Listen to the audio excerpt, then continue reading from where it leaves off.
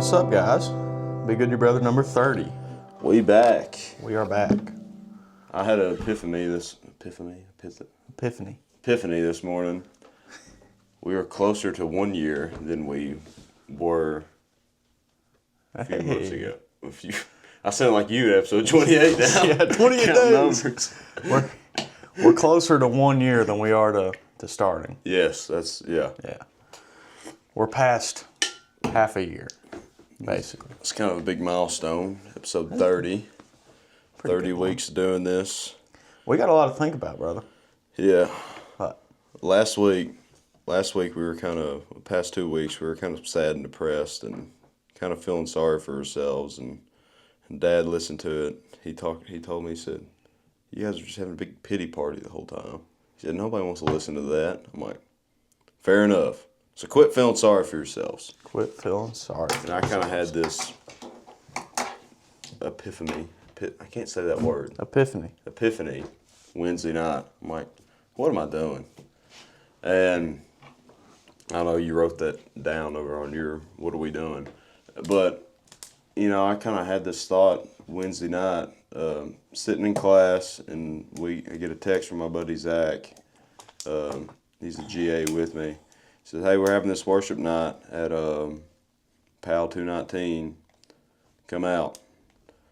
And I'm like, well, it starts at 8. Haven't ran today. I'm in class. Class gets out at 8:45. I'm like, I probably won't be able to go. Well, lo and behold, class gets out at 7:45. And I'm like, do I go to this? Or do I just go run and go home? And then I get a text from someone else. Said, are you going? I said, I'll come say what's up. I'll come say hi for a little bit. So I go in there and I see another guy that I got class with, and they're Mason. See him, say what's up to him. Then Zach walks in and kind of hang out with Zach. And Emmanuel Baptist church, they were hosting it. They're a satellite church, like Southland Church and Richmond and Lexington. They got them everywhere. But they're a satellite church based in Corbin, and they kind of have this team at EKU at the BCM building, and they kind of run and organize and stuff. But I went there and PAL 219, and there was probably about 60 people in there, I'd say, if I was estimating, 50 to 60 people in there, and singing songs, praising Jesus, and people got up and shared testimonies. I'm like, that's pretty cool. So I just kind of had the thought that night while I was sitting there listening to some of the people talking. I'm like, everything I'm doing in my life feels like a job. Like I'm doing it because I feel like it's a job and I have to, whether it's school or whether it's now running, whether it's this, whether it's anything. I'm not doing anything because I want to do it. I feel like I have to do these things that I'm doing. And so I just kind of had that thought. I'm like, I need to quit thinking that way and do things because I want to do it, and do things because they're fun, and do things because I know they'll help me, and not just do things because I feel like I'm being forced to do them, from whatever outside sources there are. So I just kind of had that. And I called you that night too, just kind of talking about it. I'm like, we need to sit down and really think about what we're doing. Are we doing it because we want to do it, because it's fun to do it? Or are we doing it because we feel like we're being forced to do it? And I really like the show and really like doing it. So I'm going to kind of switch my mindset around and do this because I want to do it, not because we just have to get an episode out on Sunday, Yeah. So that's kind of my mindset, and just kind of quit feeling sorry for yourself, because here recently, it's like, here we go, got to go do this, got to go do this, got to go do this, instead of having the mindset of, well, I get to go run today. I get to have the money to buy new gear for running, new shoes, new watch. I get to do those things. Crap, this came up, I have to do this. This came up, I have to do this, because everything broke on me. But I was like, well, I get to do this. I get to have nice things. And I was kind of thinking about it. we are blessed in a lot of ways, and for us to be sitting here feeling sorry for ourselves is very selfish is what I think that I've been doing. So I need to take a step back, appreciate the things I got, and quit being all woe is me, and actually try to do something instead of just, I don't know. That makes sense? I'm with you. Is that directed towards episode 29? I don't know. I think it's just directed at me, honestly. Do you think we were feeling sorry for ourselves in episode 29? I think I was. Were you? Yeah. You can be honest. Do you think I was? Do you think I was? I don't know. I don't think so. I mean, I want to review my notes. Yeah. They're probably junk. I'll look what I wrote down, too, if I wrote anything down. I mean, we talked about celebrating broad milestones and under celebrating personal development. I've got a note here that says nothing has meaning, but I care so much about everything. I wrote maybe okay. Shout out. I'm not going to shout out directly, but shout out. How often is the process more valuable than the payoff? And we talked about love and sacrifice. Yeah. No, on paper that sounds okay to me. But we came around towards the end. We did, but I know we were kind of all over the place. Yeah. On 29, which man, I don't know what's right and what's wrong really. Yeah, I don't either. Because if you ask me, the point of doing a podcast and not a YouTube video is for it to be a broad,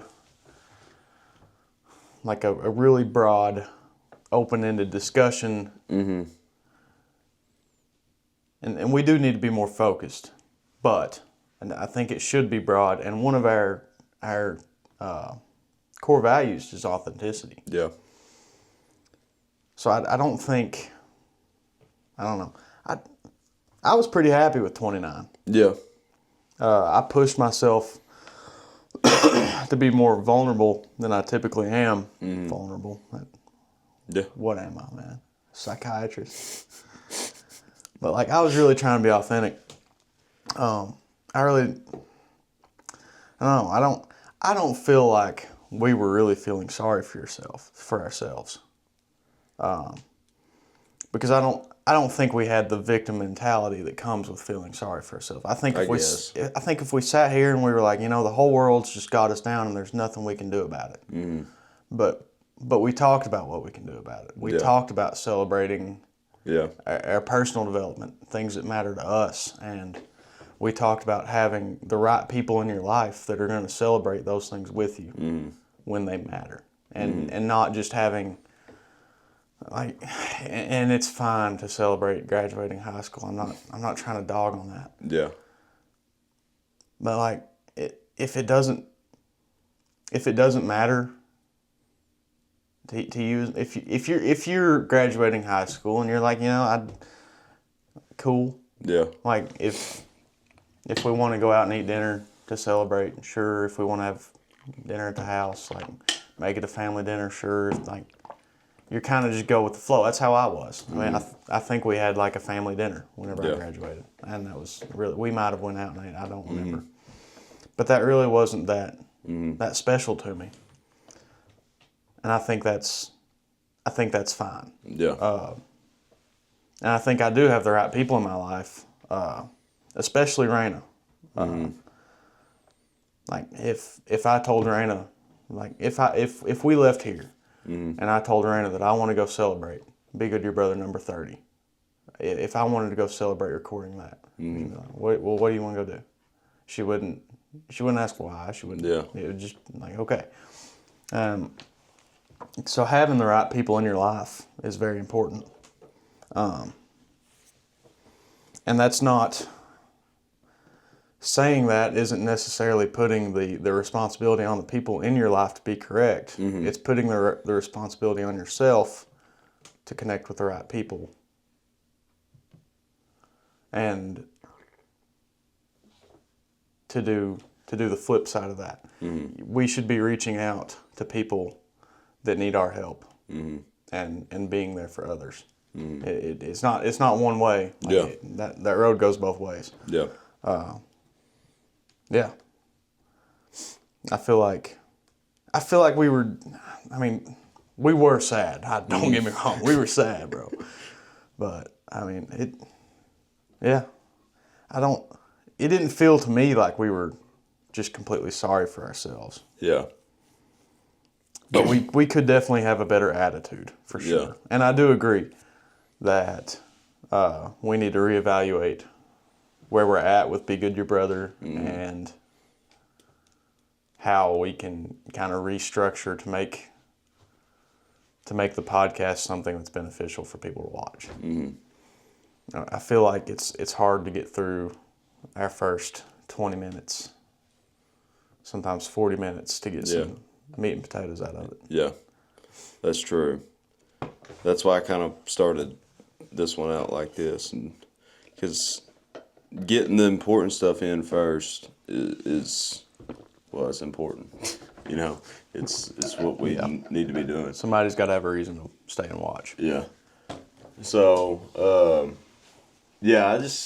I like your statement there about the reason we do a podcast instead of a YouTube video. I like that point you made, because I mean, if we're doing a YouTube video, we can just edit and put in, you know, what we need to get in there and the stuff, but it's not as open. Yeah. I feel like those are more straight line, right to you. You know, the podcast is like the hike to the mountain, and then you post the YouTube video of like, here's the top of the mountain. Yeah. You know, you get there like you've got it all, or you should have it all, like ideally. But yeah, I think the podcast should have the process in there as well. Yeah, I think this was more towards me. This was directed, quit feeling sorry for yourself. I think that was directed more towards me than it was towards the show or towards you or anybody. I think it was directed more towards me, and that was just kind of the thought I was having, especially Wednesday night.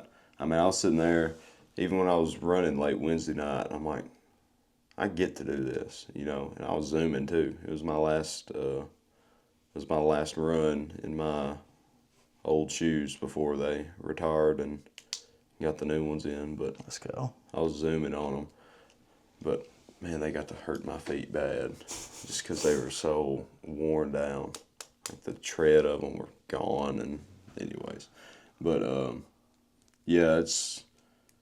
I think that was directed more towards me, and I think it was a nice little wake-up call for me to, like, you get to do these things, do them because you want to do them, with school and the show and just whatever, do them because you want to do them. So that's kind of what I was bringing to the table.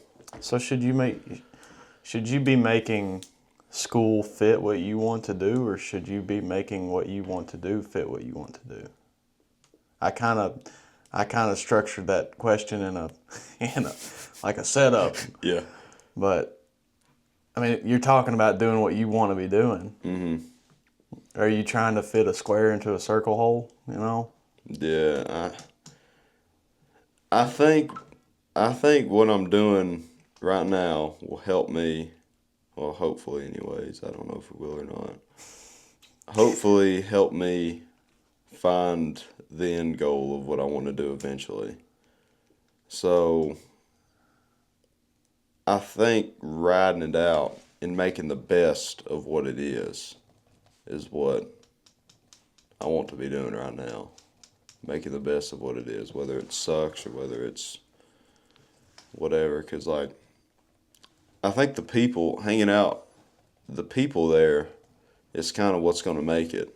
You know, the people that's in that building, the people that's I'm working with and all this stuff. I think that's what's going to make school for me, and making those connections and all that, and some of the experiences we're going to get to go do towards next month, like touring facilities and stuff like that. I think that's what's going to make it for me. It's just some classes are just I don't see the point in those. Yeah. But I guess that just makes me need to take a step back and look at it from a different angle. Be like, well, this can help me eventually, maybe in 3 scenarios I might have for the rest of my life. This might be beneficial for me. But let's look back. Let's take a step back and just look at it and just, we can get by here. We can get by here. Just do whatever we need to do to get by. And so I think for some classes, that's what I'm going to just get by. Because a C will also get a pass. Yeah. So I think C for that class anyways, just get by. Let's just get by here. Yeah. We can get by here. Mm-hmm. Now, I'm going to press you a little bit. Mm-hmm. Because you're opening this up. Gabe. Yeah. You do things. Mm-hmm. Okay? I'm making a little diagram here. Mm-hmm. You do things because why? Well, like, what would a thing be? Running, school, church, coaching, any hearty gas whenever you work. The things that you do. Yeah. All right, let's say this. Last night, after I got home from the football game, I laid in bed for a little bit on the phone. Then I'm like, this is boring. So I got up and played 2 games of college football on the PlayStation. I did that because I guess if you're looking at it from one point of view, I didn't want to go to sleep, so I played video games. Okay. So, but like, I get up and go to school because I have to. Like yesterday, we went and cleaned out the Burke's Wellness building. At the Weaver building, there was this weight room. Like, that was a mandatory obligation that the GAs had. So I got up and did that. I got up and I went there, I guess. I got up and I went there because I had to. But once you get there, there's different ways that I helped out or did the things because I wanted to, you know. Yeah. Since I'm there, you know, what's the best way to fit this big weight machine through this door? Well, let's look at it. I could have just sat back there, like, yeah, we'll just get it in there. But no, we like broke it down and did that. That's because we had a task that we needed to do, and we needed to do it the best way we needed to do it. So we broke it down, took some pieces off, and put it in that building, put it back together. Then, like, we had to go around and go in that other closet and clean it out. Well, I could have just sat there and watched them do it, but no, I took all the stuff, put it in the trash bin, took it to the dumpster, and just all that. So I went there because I had to, but once I got there, I was cleaning up and doing all that stuff because I felt like it was the right thing to do and help out in the best way. You made the best of your time there. Yeah. So that also goes on to, I guess, school, right? I go to school every day because I signed up for it. Yeah. And I'm getting paid to go over there right now. Yeah. So I go over there, but once I actually get there, I try to make the best of my time there, whether it's doing work or whether it's doing homework or studying or just whatever. I go there because I have to, but while I'm there, I try to make the best of my time there.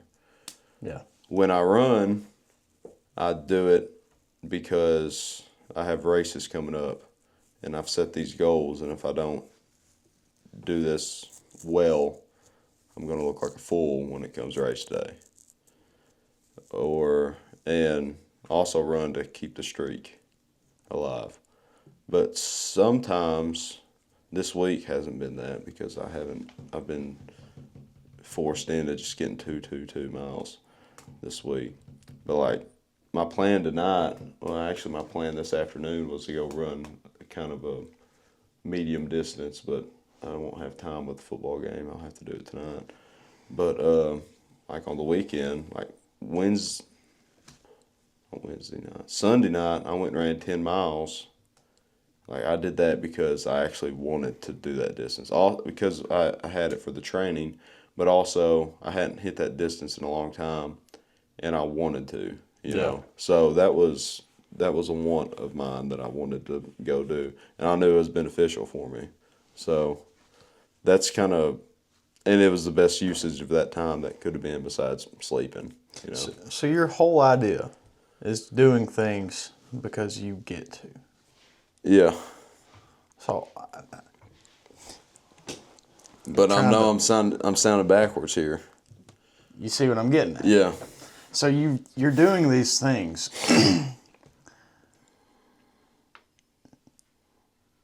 A lot of the thing. I'm trying not to say any of this wrong. Yeah. What do you want? What's your end goal? Now I know the answer. I'm not asking this. Yeah. I'm asking this knowing the answer. Mm-hmm. But you just told me that you think you're making the best time, or you think that you're making the best of your time right now in school for the things that you want to do later. Yeah. What's that mean if you don't know what you want to do later? That is true. So you can't get mad at yourself and say, I need to quit feeling sorry for myself because I don't enjoy going to school when you're not even sure why you're there. That's true. I know it was the next progression, and I'm not saying it's a bad thing that you're in school. Mm-hmm. I think you're fine. Completely serious, I think you're fine. Like I told you the other night, you're where you need to be. Yeah. We had a whole episode over that. Yeah. And God's always got you. Mm. Like, always. But you can't, like you can't just expect yourself to be happy doing stuff when you're not even sure why you're doing it. That's true. Like if I was going to go build my house right now, and if I just had, if I won this $1.7 billion lottery, and I was like, okay, the most logical thing to do is to get my main living expense out of the way first. Yeah. And that's where you sleep. Yeah. Build your house. That's where I'd have my kids. That's where I'd live, hopefully for the rest of my life. You know, I'm big on the forever home. If I move, then sure, I've got this asset that I can sell. Yeah. So, if I won that lottery and I was going to go build my house, I had all that money or any other resources, is metaphorical. All that time, I had 60 years ahead of me. Yeah. How would I build my house? You know, I'd probably build the barndominium. Yeah. That's kind of like, that's what I want. I like having shop space. I like working on stuff. And me and Raina have talked about it. It would be great if the dogs could stay in the shop space. That way they're still inside dogs. Yeah. They're still safe from the elements. It's easy to let them out. They're not going to ruin our furniture. It's a win-win. Yeah. So I wouldn't, you would put that on concrete. Yeah. You'd pour a big concrete pad. If somebody was like, I think gravel would be better, I wouldn't just be like, okay, we'll do gravel and try to make the best of it. That's true. Or if I wanted like big old black windows on my house and somebody was like, well, I think, white windows would look better. I wouldn't put white windows up and say, let's try to make the best of these white windows. If that's all I could do, then sure, like, let's hang these white windows now and we'll paint them black later. That's fine. But laying the foundation, you can't build your house on gravel and be like, yeah, I'll come back and pour concrete later. Yeah. You're building your foundation right now. Like that's what this point of our lives is for. And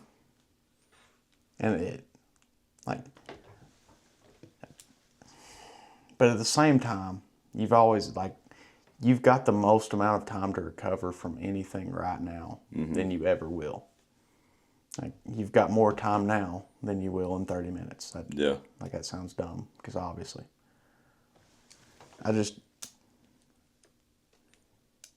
It feels like you're forcing emotions on yourself, and you're not putting yourself in the position to just have that.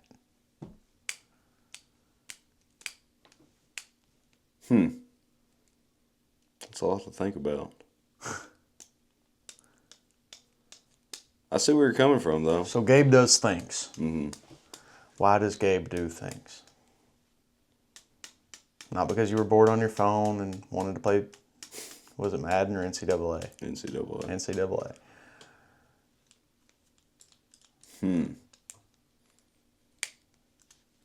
Holding your feet to the flame here.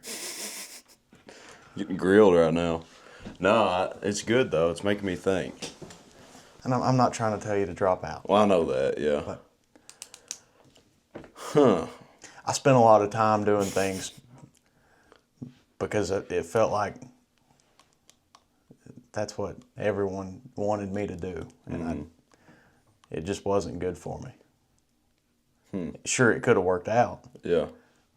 I could have made college work. I could have went and took that quality control job in Berea, and after 2 more years of school, and graduated with like $50,000 of debt. But I'm pretty happy where I'm at right now. Yeah. I mean, you wouldn't think that after 29, but really I am. Like I'm so blessed. I get to help people, and I get to take care of my family. It's a small family. It's mainly just dogs, but.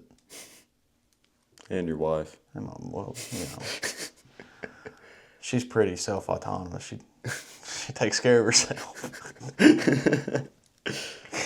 No, but like if I was having to take out loans, and well, I am paying for it out of pocket, but if you look at it from a big picture, you're making cash flow is positive when it comes to the working at Eastern. Cash flow is positive. So if I was having to take out loans and going into a bunch of debt, yeah, I wouldn't be there. Yeah. I wouldn't be there. But the position I'm in, it kind of makes it easier for me to be there. Yeah. It's just the stuff around it sucks. Like the schedule sucks. Like I wish I could just get up and go over there, get it done, and come home like it used to be. But now I got to get up and I'll wait around the house for however long. Then I got to go. Then once I get home, it's 9:30. But like, I don't know. I think I'm not managing the time as well as I could be. But like, I don't know. I just one day kind of see myself working, maybe probably in a city somewhere for a baseball team, kind of doing what I was doing last night. Last night at the football game, I had 3 different jobs going on at one time, and I was running the play clock in this hand, microphone right here, computer right here, playing music. So that was kind of a looking around everywhere. But like, I think eventually one day, I think I could do that well, you know. Yeah. So, but I think that'd be neat and all, but I don't know. It's just, I don't know where to start. And I feel like this is a starting point. But then when people around me ask what you want to do, I'm like, I really don't know. And it's just, then they kind of look at you like, why are you here then? You know? Then it kind of makes you feel out of place. Then it makes you feel like you don't want to be there anymore. So, I don't know. I guess I'm just in a different spot than everyone else around there. So, but yet it all feels like we're in the same boat. Yeah. I don't know. It's interesting. You've got a shared burden of EKU, so it's good to ask yourselves these things. You should be asking why you're doing the things that you want to do, or why you're doing the things that you're doing. Yeah, I'm just saying. Yeah. Those are good questions. And why do I do things? we're still open here. My diagram is incomplete. I know it. And that is a problem. Can we flip this around? You want to flip it on me? Yes. Why? So, okay. Let's new diagram. Jake. Jake does things. What does Jake do? Jake does be good, your brother. Jake does work. Jake doesn't run enough. But Jake runs slow, and Jake does run. Not like Gabe.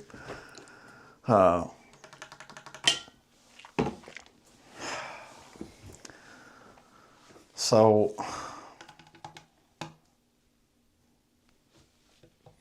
yeah. It's a hard question to answer. It really is. And so, ultimately, the reason I do things is what I said earlier. I get to take care of my wife. Mm-hmm. I get to do things I enjoy. And I talked about it with a coworker this week. Because they kind of asked, you guys are married now. When are you starting a family? And I was like, it happens when it happens. Mm-hmm. And I kind of expressed that I was scared to be a parent. Yeah. Because, I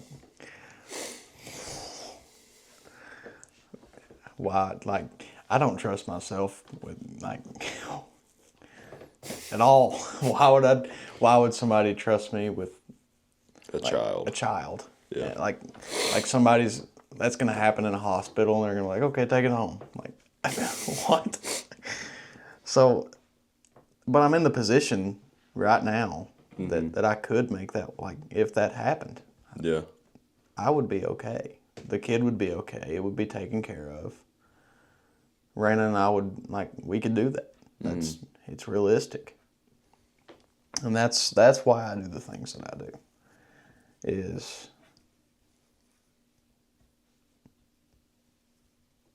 for my family. Mm-hmm. And more so if I got more specific, because I'm kind of grilling you over school. If I got more specific, why do I do the job that I do? Mm-hmm. I'm interested in a lot of it. The automation is cool. I remember. I thought about this the other day. I remember being a little kid and watching a Rube Goldberg machine. Do you remember what Rube Goldberg machines are? That sounds so familiar. What is that? Wait, you remember the game Mousetrap? Yeah. Mousetrap is a Rube Goldberg machine. It's because the ball rolls down the slide, it drops, it hits a lever. Now this ball pops up and it hits something up here, and then this rolls, and it's cause and effect, but it's movement, and it's mechanical systems are just neat to me, like a gun. I don't want to be too that.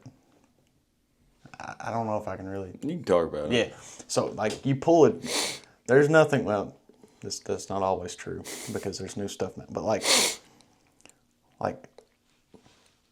a gun is a mechanical component. Mm-hmm. It's a mechanical system. Yeah. If a handgun. If I had a handgun, I squeeze the trigger. That trigger releases a hammer. A hammer strikes a pin. The pin strikes the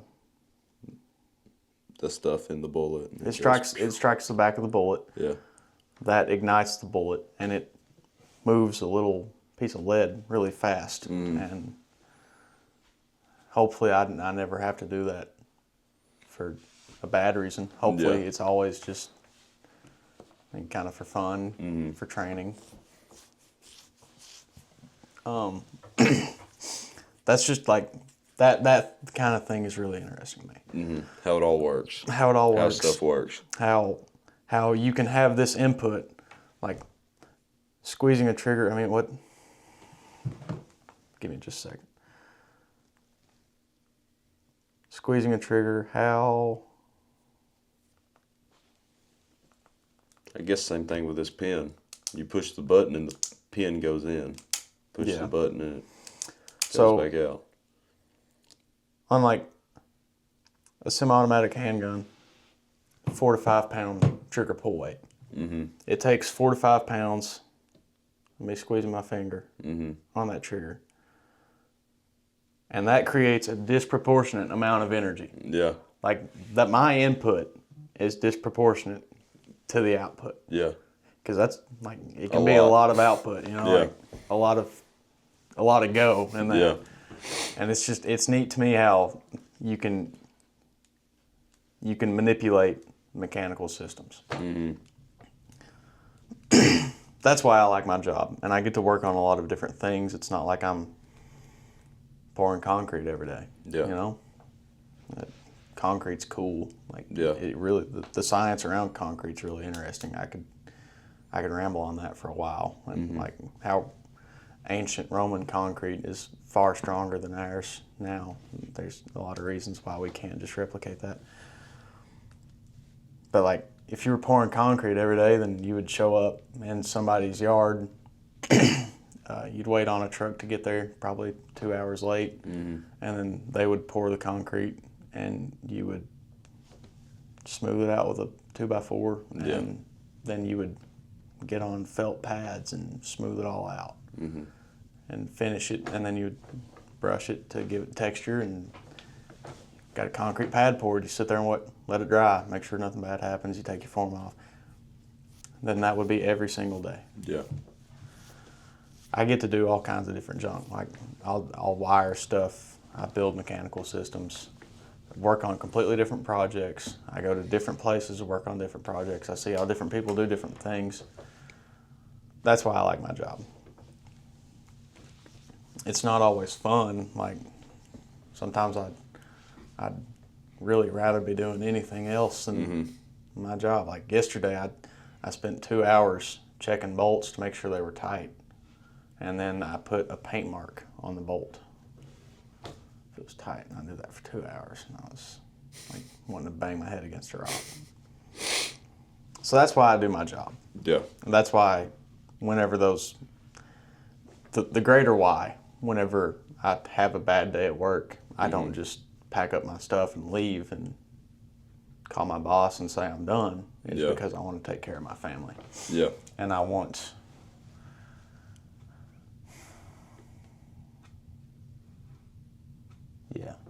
to take care of my family. Jake thinks family. That's my diagram. And I think I was going to give you this earlier. Gabe thinks time. Talking like caveman. I think you do a lot of the things you do for more time. For more time. For more time. What? I think you give yourself more time to really like hone in on what you're doing. Yeah, I can see that. Because I remember before you started the semester, I remember talking to you, and we were kind of talking about why you were going to school for a master's degree. You finished a bachelor in 3 years, you're going to get your master's in 4. That's really impressive. But other than that being impressive, why? And you kind of told me several times, because that's the next progression. What else would I do? Yeah. So I feel like I don't want to say you're just kicking the can down the road, because you're not. Yeah. Like you're doing a lot of stuff. You do a lot of stuff. And I don't know how you do as much stuff as you do. It does kind of feel like that, though, sometimes. Just kicking the can down the road. I think when you were talking over there, I was kind of thinking about responsibilities. And like, I do things because I have a responsibility to do them, but it's almost like sometimes those responsibilities aren't the responsibilities that I want. Yeah. You know? So like, school for an example. I have a responsibility to do my work and do it on time so I get good grades and pass. Yeah. You know? Or grade the papers that I have to grade on time, or do the work that I have to do on time, because that's what they're paying me to do. So I have that responsibility, which I'm not saying that's a bad responsibility, it's just a responsibility I have. Yeah. Then like the other responsibility, like the show, you know, I do this because I have a responsibility to get an episode out on Sunday, make it the best we can. And we can get by here. we can buy here. Make it the best we can. Put it out on Sundays. It just seems like I have all these overlapping responsibilities that, like, Sunday or next Friday night, I took on the role of hosting a fifth quarter at church. And so, like, that's going to be a big responsibility that I'm like, I guess we can, like, I don't know how many people's going to show up, don't know how much food to get, don't know this, and this. And hopefully everything works out the way it needs to. I'm sure it will. But it just seems like you got so much stuff constantly going on, and I keep taking on all these different roles. Something's going to get put to the back burner eventually. And I don't want it to be the important things that get put to the back burner, you know. And it's like I have all this stuff going on, but then other times it feels like I don't have anything going on. Yeah. And I think it's because I don't know how to manage all those different responsibilities that I'm taking up. Then I always often ask myself, who put me in charge? You know, like all the time I ask myself that, who put me in charge? Because I'm just 21 years old. I still feel like a kid. Yeah. You know, it's like, who put me in charge? Like, why am I entrusted with this? You know? I don't know. They're just going to hear me clicking this whole time. Put that down. It's okay. But I probably still do it, but I remember, like... But it just got so much going on. I feel like I need to hone in on a few things, because it's hard if you got this much stuff to do. It's hard to get it all done in there. Yeah. And especially when you're doing all these different things and you're not passionate about every single one of them. You know, and like with the family thing, it's like, yeah, I got my family, but I don't have, like, my family. My family, yeah. If that makes sense. Yeah, it does. So, that's also, well, for you, that's a big why, you know, why you do things. And for a lot of people, it's that way. But for me, it's so hard to not do things for yourself. And that's just kind of what our society has built us upon. It's like, well, you got to do this so that you can get better, so that you can get this, and this. We definitely live in a self-service time period. And you know, that's great and all, but it doesn't feel as good as helping out other people, you know. Yeah. And so if you're able to not only provide for yourself, but provide for other people as well, that's going to make doing things so much easier for you, you know, if that makes sense. Yeah. So having the why. Yeah, having the why. Because I'm not passionate about marking bolts. Yeah. That they're tight. Like I'm not. Yeah. Now the big picture, that I care about that, kind of, at least enough to work. But, but you know, it's, and I kind of feel silly saying Jake thing's family, because I don't really have a family, my family yet. Mm-hmm. But I have the foundation to it. Yeah. You know, and we take care of a lot of animals for sure. Mm-hmm. And I definitely have a family of friends that I like to think I get to be there for. Like we host a lot, and I really enjoy that. I'm not like complaining about it, but like I love having bonfires out back and grilling. And having people over, seeing people relax, and like being the place where people can come hang out. Yeah. That means a lot to us. I think if we didn't do stuff like that, we'd get really depressed sitting in a big old house all the time.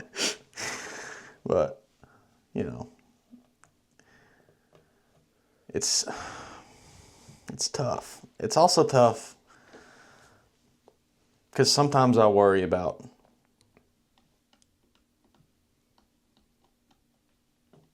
doing the wrong things. Mm-hmm. Or like missing out on other things. Yeah. Because there's other things that I'm passionate about. Mm-hmm. You know, Dad's always had like entrepreneurship mind. Mm-hmm. Like wanting to start things and build a business, and like I feel like he cursed me with that, because I'm always thinking about like how I can start my own business and do my own thing. Mm-hmm. And I think that's something that I would be very passionate about, that I would love to do soon. And we've already got our little, like this is its own little entity. Yeah. And I love doing this. But I worry about doing the wrong things sometimes. Like Mason said, if all I was worried about is making money, I'd sell drugs. So I don't want to get the wrong action for the right means, if that makes any sense.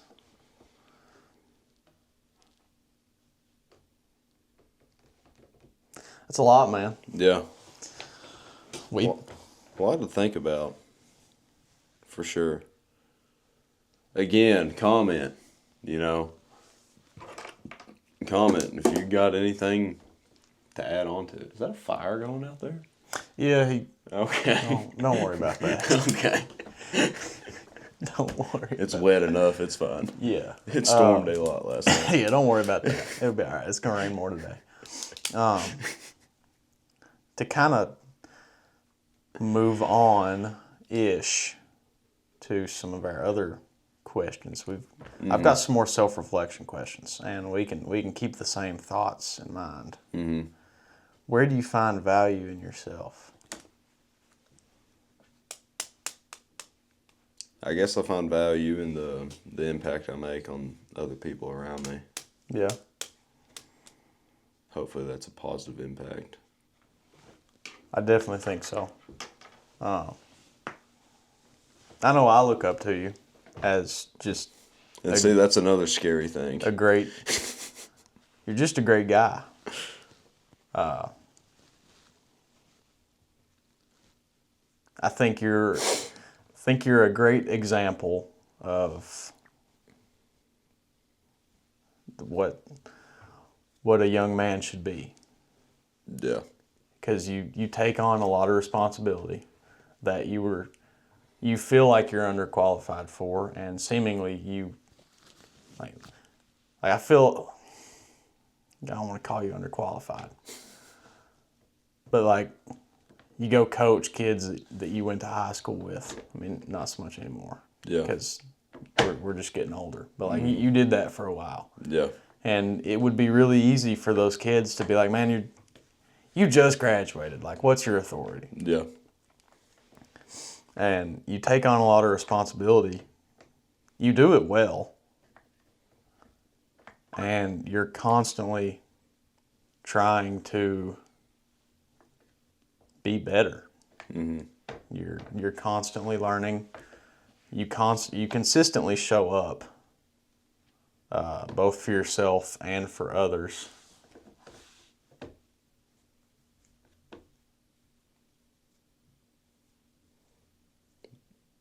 Yeah. Yeah.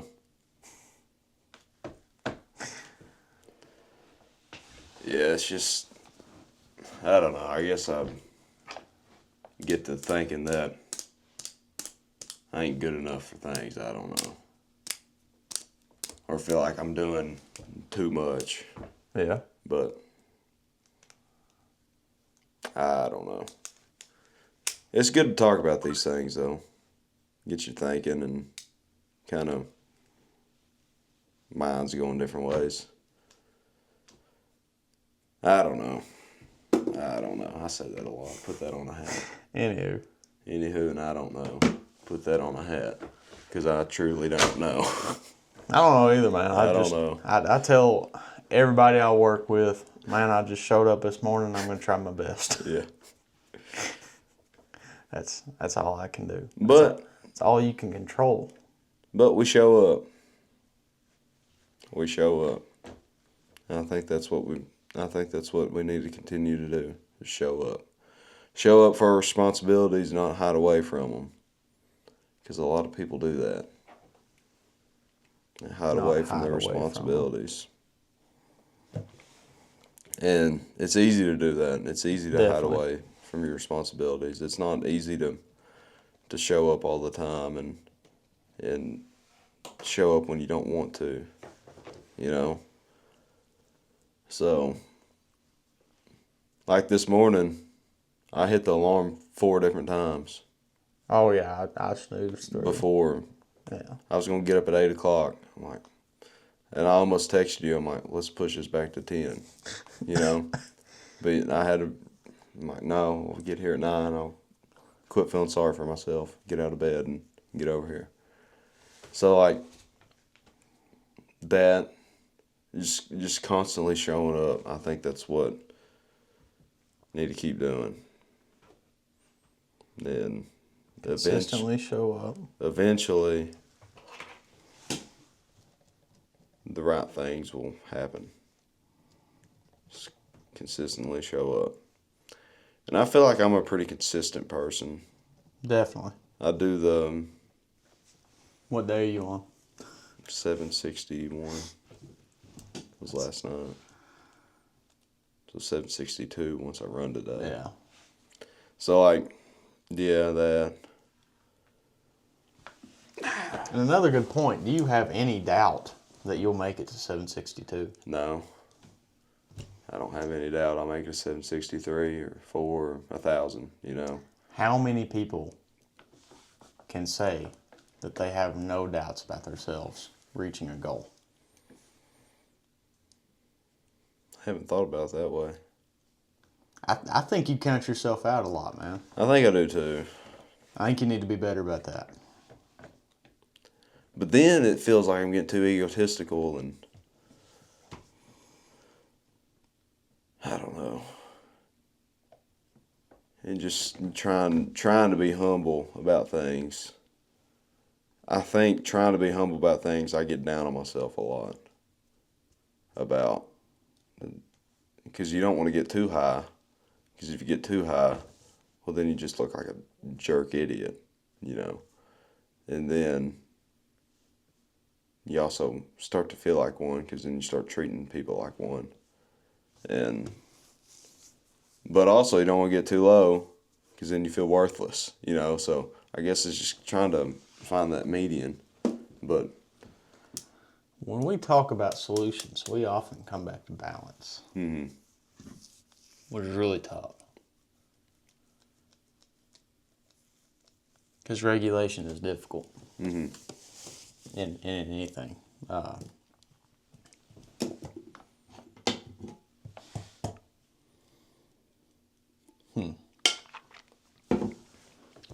See, I feel underqualified in these conversations. Oh, I do too. Like, you wouldn't believe. There was a time that I felt like I shouldn't be doing this because I didn't, and I still don't really understand why anybody would listen to anything I have to say. Yeah. But I'm gonna pull something up here. Keep going. But I know that I'm I'm a young man that's just trying, and there's a lot of us out there that are just trying. Mm-hmm. And we're looking for purpose. And I feel like voicing this kind of thing, and even number 29, I feel like us coming in here on 29 mm-hmm. and being down, yeah, I think it's all right for people to see that. Yeah. I think that's perfectly authentic. I do too. And I think that was, I even think there was allegiance to be good to your brother there. Yeah. Because I don't think either of us wanted to be here on 29. But we not showed up. Like fit. Gosh dang. I don't think we wanted to record 29. Yes. Is what I'm saying. Yes. So I don't. But we did anyway. Yeah, we did anyway. And we made something. It wasn't great. This isn't great. Like, this isn't polished. We don't have a producer. We're sitting here on DJI mics. Jimmy, cut that out. Jimmy, it's come to dark. work. Come to work, man. It's dark in here. Come to work, Jimmy. Turn the light on. It's still dark in here. It's still dark in here. Turn that back off. You know, like, yeah. I just, maybe there's value in our perspective, given that there's no real value in our perspective. I can see that. I think it's important that we share our experiences and share how we feel. Yeah. Because there's always one person. If there's one young man that just stumbled upon our podcast and was like, these guys feel like they're not doing anything important, they feel unmotivated, but they're showing up, then maybe I can show up again. Yeah. Because there's always one that'll listen, and if there is one, I think we're doing our job, Yeah. I think we're doing what we need to be doing. And even if that one is one of us, Yeah. Because that one can be one of us. And so I think that we're doing the right thing in what we need to be doing. But going back, what were we talking about like 5 minutes ago when I pulled this up? I can't even remember. Well, what'd you pull up? I pulled up this thing that one of my professors, a comment a professor left on my assignment. And because it kind of had me thinking, I'm like, it's kind of an interesting thing to say, but it says that I recognize that you're not quite sure what you want to do when you graduate, but this course requires each student to ask themselves, what area am I knowledgeable in? I believe if you answer this question, then you'll have found your research question. What area am I knowledgeable in? And I read that, and I've been thinking about it for the past 2 days or whatever. What area am I knowledgeable in? And there's not one single area in my life that I'm 100% knowledgeable in. And I think that's kind of I wouldn't say ridiculous, but I wouldn't think that just doesn't seem like a fair question to ask of anybody. It's not. What area are you knowledgeable in? Because I look at myself and I like to think that I'm knowledgeable in this, I'm knowledgeable in this, I'm knowledgeable in this. In whatever aspect, whether it's in sports or if it's in producing media, whether it's talking in front of people, whether it's the Bible, whether it's this or that. I would like to say that I'm knowledgeable in everything, that I can be put in any situation and handle it. It's like yesterday. Yesterday we had to break down this big old weight rack thing, and we had to take pieces and parts of it and take it apart. I'm like, well, I looked at that, and I was able to understand what was going on with some of with the stuff in it. That's something like you ask someone else in there, they might not know how to do that.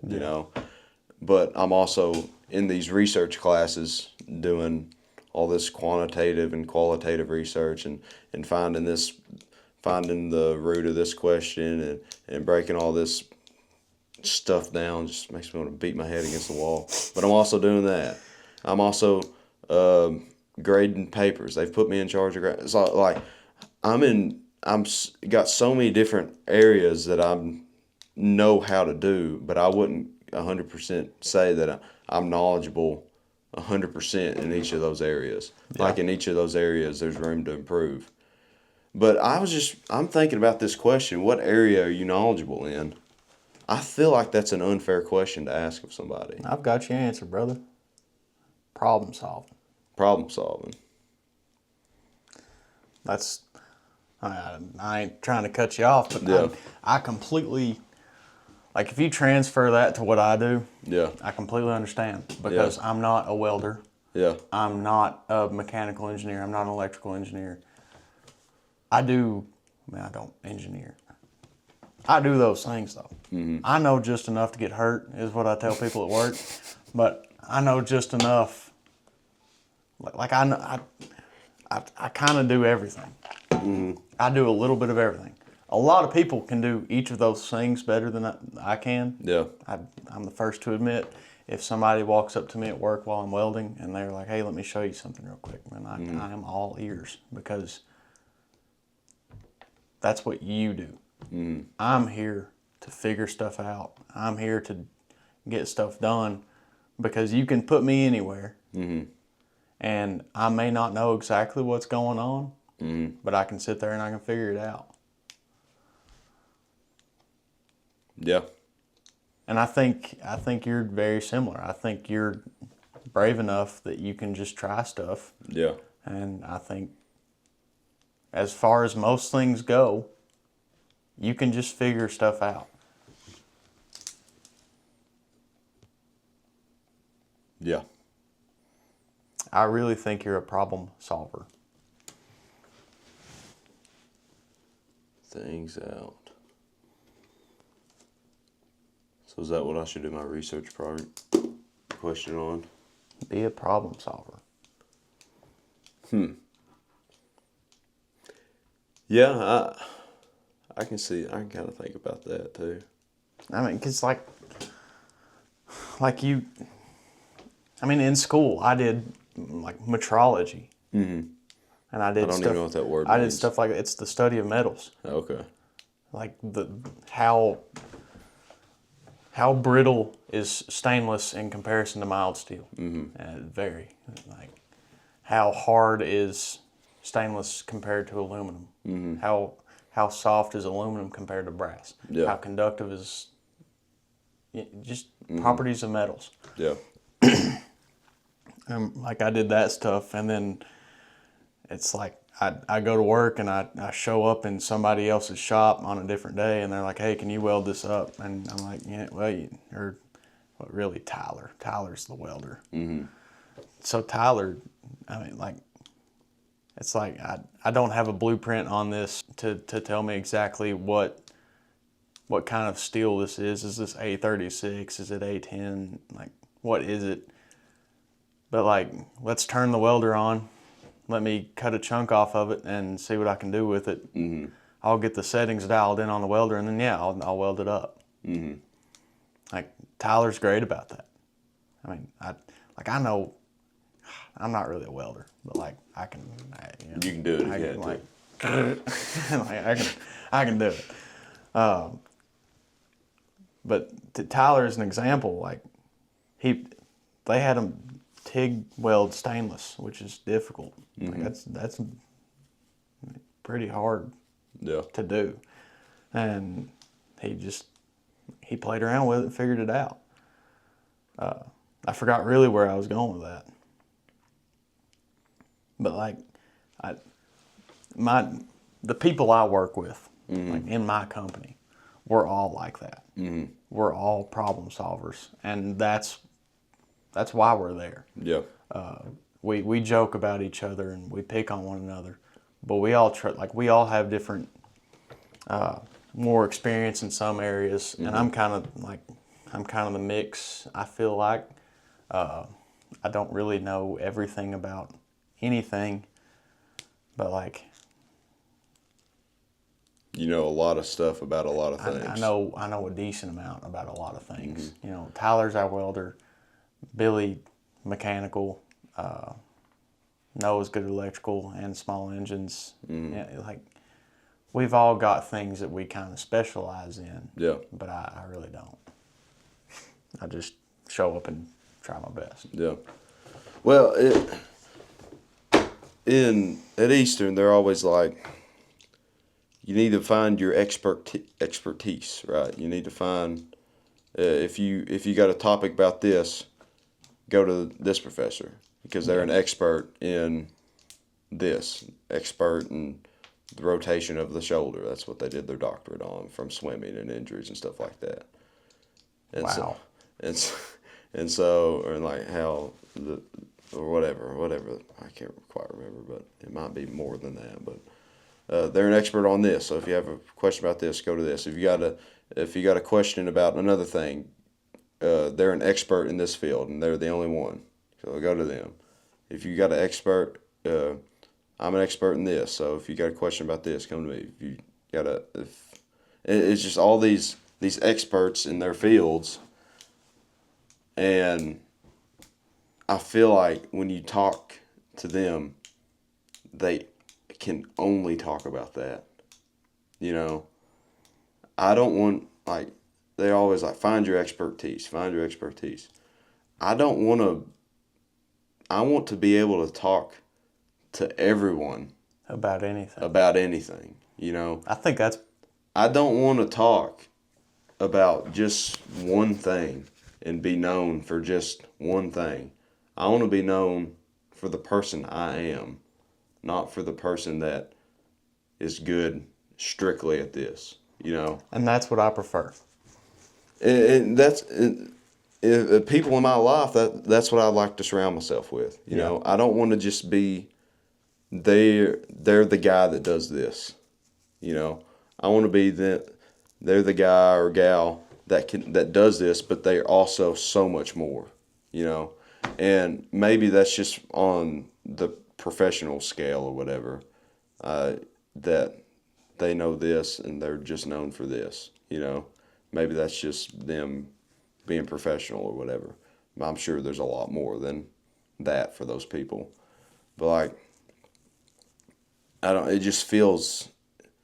it feels manufactured, that this is strictly kind of this is just what they do, and this is their life, you know. And that's strictly all they do. And I feel like there's so much more to a person than just what they specialize in. What they specialize in and what they do. I feel like there's so much more to them, but that's it, or to me, or to one of my classmates, than just what we're doing. I feel like there's so much more to those people, but yet you got to find your expertise. This is what you need to do. Yeah. You know, so that's what the professional world does. They put stuff in silos. Like, dad's in medicine. Mm-hmm. And like, do you know anybody that has medical problems and they go to different specialists all the time, and different specialists are like, oh yeah, it's probably this, and then they go to a different specialist and they're like, no, it's probably this, because they specialize in that one thing, so they see that one thing. Mm-hmm. Nobody looks at the whole body. Like you don't just, like, people get back pain and they're like, oh well, you know, it's because this vertebrae is wrong. There's no cushion there. Like, here's your problem. Mm-hmm. Well, why did that happen? Nobody asked. Like, there's the problem. Take this painkiller and take it for the rest of your life. Diet and exercise, and take that painkiller for the rest of your life. Nobody's like, well, how did you hurt your back? You know, what really happened? What's really the root cause here? Oh, your hip is, like, it sits a little funny. Mm-hmm. We don't really look at that chair you're sitting on every day. We don't really look at the whole picture, it seems like. And I'm not a medical professional, so I don't really know. But that's just what it seems like looking from the way out. Mm-hmm. And like, I thought about this the other day because the Tacoma, I rolled up my window the other night at 8 o'clock. Mm-hmm. I was working outside, roll up my window. I'm finally done. Go inside, finish dinner. Raina's about to get home. We're gonna eat dinner and go to bed. The window is like, it starts rolling up and then it just like, won't, right in. I was like, gosh dang it. Why now? All my tools are at work. I have my Leatherman and I have a couple of random sockets and a 3/8 ratchet. Crap. Yep. I can't leave my window rolled down overnight because then my car's going to be soaked and the Dodge wasn't running, so that's all I've got to drive to work. Yeah. So frantically, I start ripping stuff apart on the door. Yeah. The window's off track. I can see that. Like, I've diagnosed that problem. Yeah. Why is the window off track? And then I have to rip apart the door, and I find a nut. Like, I take the door panel off, and this nut drops on the ground. I was like, oh, well. That's it. That's probably the issue. And so I'm sitting there, and I'm looking all over the door for a bolt without a nut that looks like it should have a nut. I find one that looks like it should have a nut that doesn't have a nut. Yeah. So I put the nut on it. Well, there we go. The threads fit. Yeah. Like, that's the same thread size.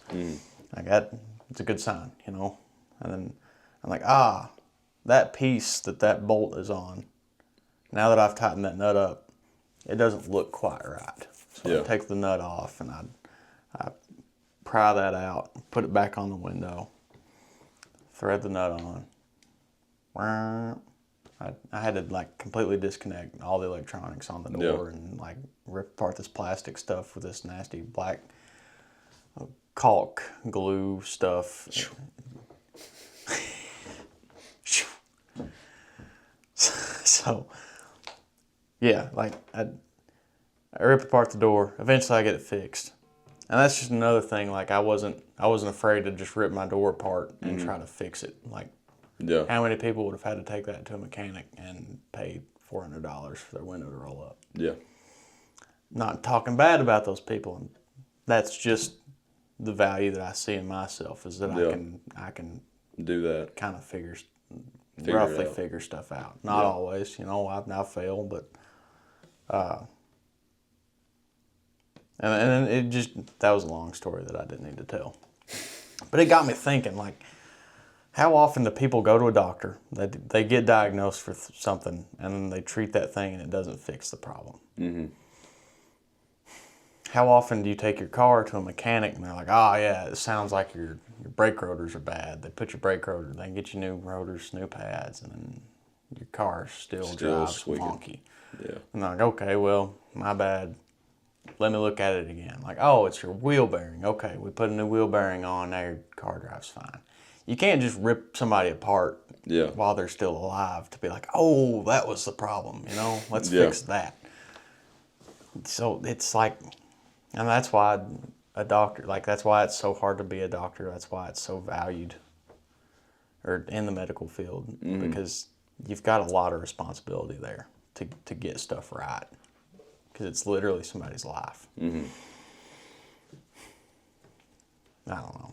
Just a funny thought I had. Yeah. That was a really useless tangent. But it's like when the Jeep broke down in the Walgreens parking lot, me and Hudson were in there at the Walgreens parking lot.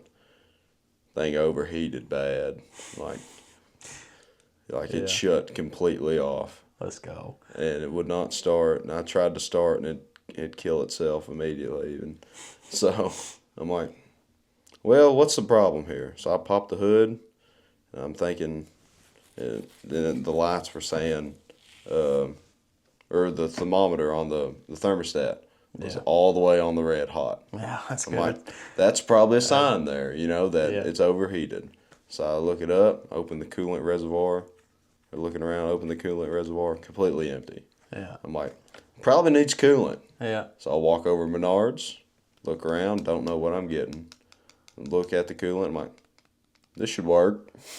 Google it. I'm like, okay, it'll work. So I buy it, bring it back, pour it in there, let it sit a little bit, pour almost the whole container in there. Like it was completely empty. Pour it all in there, start it up, it ran, got it home. You know, how many people would have had to call a tow truck or had to call someone else to come help them out? Fix their stuff, yeah. So, like, I want to be that guy that is dependent on me to do a lot of different things. There's going to be times I'm going to need help, yes. But I want to be able to do a lot of different things. I don't want to just be an expertise in one single thing. I want to be knowledgeable in a lot of different things. And so going back to that question, what area are you knowledgeable in? Well, I'm knowledgeable in a bunch of areas, you know. So I think that's just going back to that. It's like, I think it's unfair to ask of someone to be strictly knowledgeable in one thing. Especially someone so young. Yeah, I feel like that's an unfair thing to ask. I don't know if they're asking that question, but that's just kind of or if they're wanting us to be knowledgeable in just one thing, but I'd say not, but that's just kind of the vibe I get sometimes. But yeah. Anyways. Anywho. You good with a quick pee break? Yeah. Okay. I need a quick pee break. All right, back to being a problem solver. We're back. I think, well, I'm going to try to summarize our last thought. Mm-hmm. I think you're a problem solver. I think for us to be doing this, we would kind of have to be problem solvers. Mm-hmm. Because we do a lot of different stuff for this. And I definitely value that in myself. Mm-hmm. I had one of our self-reflection questions here. Where do we find value in ourselves and others? Mm-hmm. And I definitely find problem solving as a highly valued skill. Yeah. And along with that, if we want to go ahead and get into scripture, Phillipians 4:13, probably a verse a lot of us know by heart, is I can do all things through him who strengthens me. I just that kind of felt fitting. I've been thinking this whole time about a good scripture for the episode, and that kept coming to mind. Mm-hmm. Philippians 4:13, I can do all things through him who strengthens me. That goes along with the problem solving.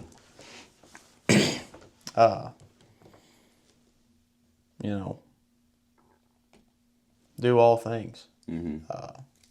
And the best way to solve any problem, like we've talked about on the show before, is to look at Scripture and go to God. There's no higher power. Yeah. Why not use it? Yeah. I can do all things. And, that kind of goes back to what we were saying just a minute ago with I want to be able to talk to anybody about anything. And doing all the things we want to do. Yeah. I can do all things through him. And I think that's important, too, because in my wellness class the other day, Wednesday night, Lifetime Wellness is what that class is called. And we were talking about anxiety and stuff and how people struggle with anxiety and how to get through it. And I'm like, how simple would it be? Jesus literally says, cast your burdens, cast your anxieties onto me. That was the answer to the question that they talked an hour and a half about. That's it. Like, let me pull that up. Jimmy, pull that up. Jimmy, where you at, brother? Need you here. Let me find it up. I don't guess Jesus said that, but... Well, Peter says this, cast all of your anxiety on him because he cares for you. 1 Peter 5, 7. But there's another one I'm talking about. Burdens. It would be... Psalms 55:22. Cast your cares on the Lord and he will sustain you. He will never let your righteousness be shaken. I'm thinking of my yoke. Is it? The Sermon on the Mount. Here we go.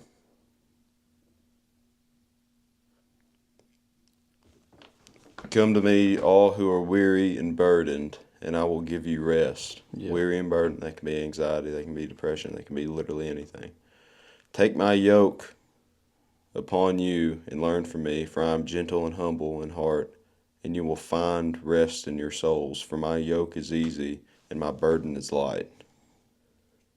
You know, I mean, I don't even know how to explain it other than what it literally says, what he literally says there. Yeah. It is what it is. Yeah, and that situation, it is literally what it says. I mean, it's said multiple times. Just cast your anxieties, cast your worries, cast your doubt, cast all these things onto him. For his yoke is easy to carry. Like it's light to carry. Light. And you know, I'm sitting there Wednesday night. I'm like, I should have just pulled that up. This is what the Bible says here, lady. But and Mama says. And like that's literally how we could have ended that class in 3 minutes. Bang, do this right here. Bang. Cast your troubles on Jesus. Yeah, and that would have not been popular to say in front of her, but it is what it is. It's the truth. It's the truth, and I think sometimes I forget that we can do that. Definitely. You know. I think that's the flesh response is to try and bear that weight, and I think that's very intentional. Yeah, and I guess you know how I said it earlier. It's like I like to do things on my own, you know, and I don't like to ask for help. Yeah. So that can be a reflection back onto me. It's like, hey, you're allowed to ask for help. Yes. So. To you guys, you're allowed to ask for help, even though I don't do it. You're allowed to ask us for help, man. Yeah. We're trying. We try to show up and do the best we can, and we can get by here. We can get by here. If you just show up, you can get by. Do the best you can, and whatever you're doing, cast your anxieties on him. You can do all things through him. So, yeah. That was good.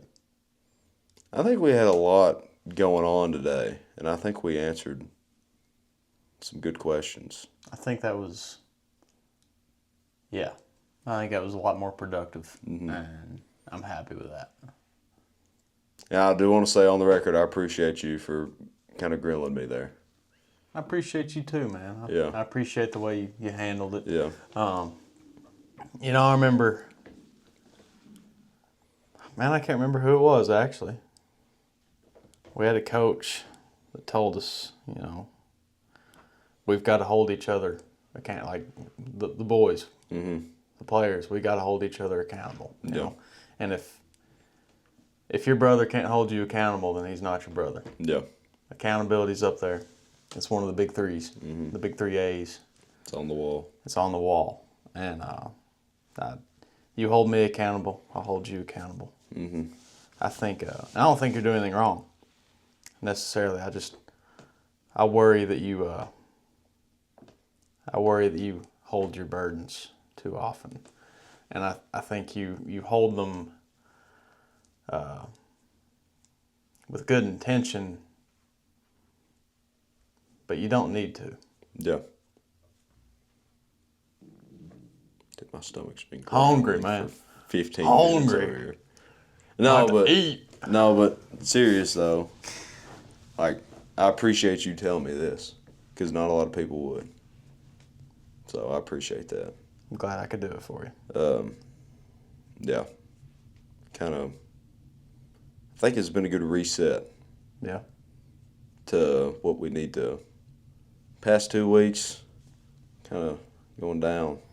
I think we leveled out this week. I think our trip threw us off. I think it was hard to get back into the rhythm, and I hope we've leveled out this week. And I think we kind of just answered our question, our problem of what do we do here? Be good to your brother. I think we lean into Scripture. I think we lean into sharing the gospel. Showing up. Let's put that burden on him and build his kingdom, baby. Yep. I like it. Like it a lot. Well, if we don't got anything else, I prayed last time. I'll pray. Let's pray. Then we can wrap this puppy up. Father God, thank you for this day. I thank you for Gabe. I'm glad he could be here today. I'm glad we could sit down and talk about a lot of problems we're facing right now, and I'm glad we could share your gospel, God, and cast our burdens on you. And I thank you that you gave your Son for us to cast our burdens onto. And God, I thank you for every way you've blessed me and my life. I thank you for this opportunity to share your love, and I hope you will continue to guide us, to help us share your love and to surround people with your love and your peace, God. In Jesus Christ's name we pray. Amen. Amen.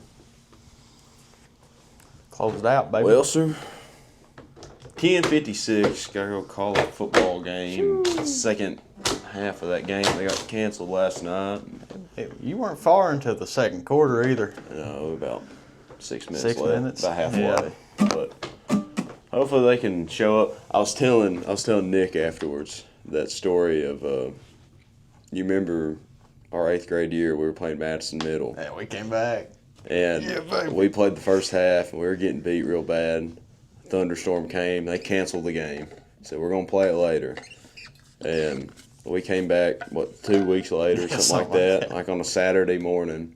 We came back, and we ended up playing that second half of football, and it was the best football we ever played in our lives. We were down, 2 or 3 scores or something like that. I thought it was like, wasn't it like 28-14?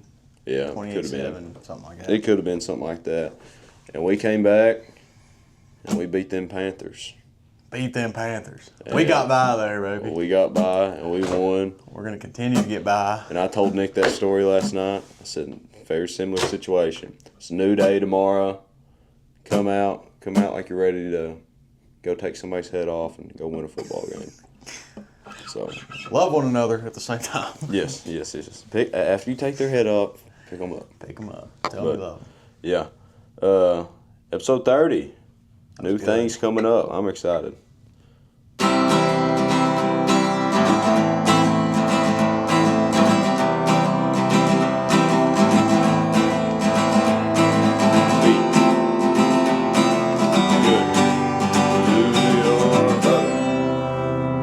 right, guys. Thank you all. We love you. Jesus loves you. Be good to your brother, guys.